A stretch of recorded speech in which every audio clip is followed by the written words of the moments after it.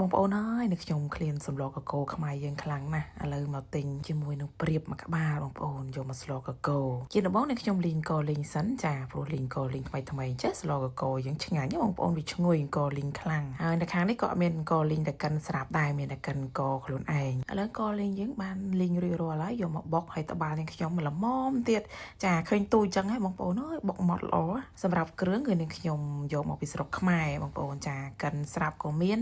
ហើយនឹងមាន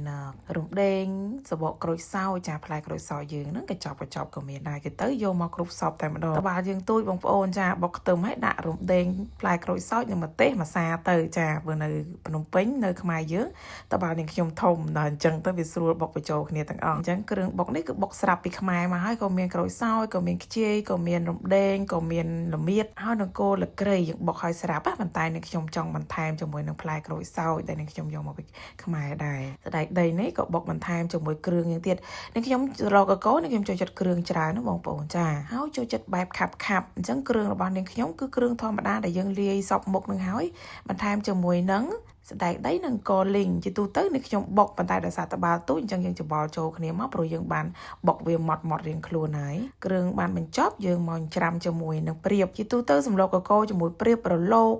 សាច់ក្រួចអីហ្នឹងនាងខ្ញុំតែងច្រាំបងប្អូនចាវាចេញជាតិល្អហើយឆ្អឹងវាហ្នឹងគឺស្រួយតិចយើងច្រាំរៀងម៉ត់ទៅតែនាងខ្ញុំក៏បានលាងឆ្អឹងចានីជ្រូកដែរមិញហ្នឹងហើយសម្លកកនាងខ្ញុំចូលចិត្តស្លជាមួយត្រួយម្រះដោយសារខាងនេះគឺអត់ឃើញគេបេះត្រួយម្រះលក់ទេអញ្ចឹងមានតែផ្លែម្រះហ្នឹងឯងឲ្យមានជាតិល្វីងតិចហើយងាកមកនិយាយមួយប្រហុកវិញគឺនាងខ្ញុំភ្លេចយកប្រហុកសុតមកអញ្ចឹងមានប្រហុកច្រាំកសាំងមានកតុយហេះម៉ែក្មេងច្រាំឲ្យនឹងទេបងប្អូនអើយចារលីងជាមួយព្រាងទៅរលីងប្រហុកឈ្ងុយដាក់គ្រឿងយើងបុក 50% កូរឲ្យឈ្ងុយទៀតទៅបងប្អូនបន្ថែមជាមួយទឹកត្រីកន្លះវែចា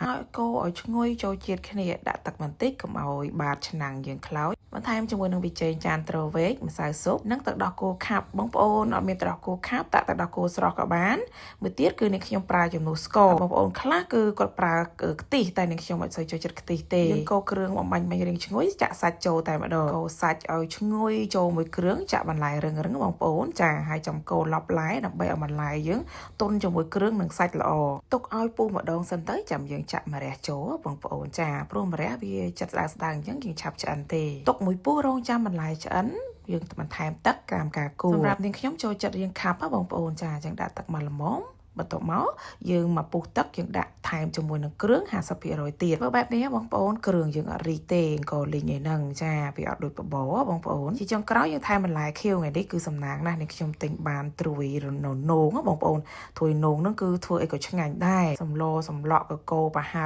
លេខ1ឆាពេញខ្យងក៏ឆ្ងាញ់ដែរបងប្អូនអើយសម្លយើងក៏បានឆ្អិននេះខ្ញុំឲ្យឆ្លៀតជាត្រីងៀតបន្តិចចាត្រីងៀតនេះក៏យកមកពីខ្មែរដែរទៅសពគ្រប់តែម្ដងហើយបើមានសម្លកកមានត្រីចៀនចេះទៀតគឺត្រូវគ្នាណាស់ម្ហូបសម្រាប់ថ្ងៃនេះគឺ2មុខហើយមុននឹងញ៉ាំនេះខ្ញុំនឹងភ្លេចទេជាមួយនឹងវីតាមីន CSM ដើម្បីការពារធាត់និងសម្រកគីឡូបងប្អូនអើយនេះខ្ញុំញ៉ាំបាយនេះប្រហែលជាម៉ោង3ថ្ងៃព្រោះងើបពីព្រឹកទៅនេះខ្ញុំត្រូវដើរយកអីវ៉ាន់តាមផ្សារបងប្អូនអើយចា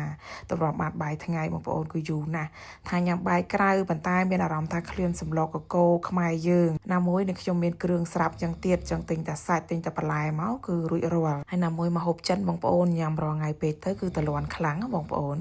ណាខ្លះដូចនេះខ្ញុំទៅស្រុកគេគឺវិចហើយចាគឺមិនភ្លេចទេពិសេសគឺប្រហុកតែម្ដងត្រីងៀតប្រហុកគ្រឿងបុកហ្នឹងគឺនេះខ្ញុំមិនភ្លេចទេយើងជាជនជាតិខ្មែរធ្លាប់ញ៉ាំតាំងពីទូចចាប្រហុកច្រាំស្លកកស្លប្រហើ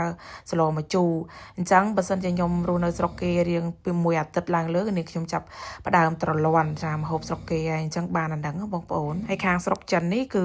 គ្រឿងរៀងត្រលន់តិចចាវីដេអូនេះខ្ញុំក៏ត្រូវបានបញ្ចប់អរគុណបងប្អូនដែលទស្សនាវីដេអូនេះខ្ញុំតាំងពីដើមរហូតដល់ចប់ជូនពរបងប្អូនសុខភាពល្អរកទទួលទានមានបានគ្រប់ក្រុមគ្រួសារបាយបាយជម្រាបលា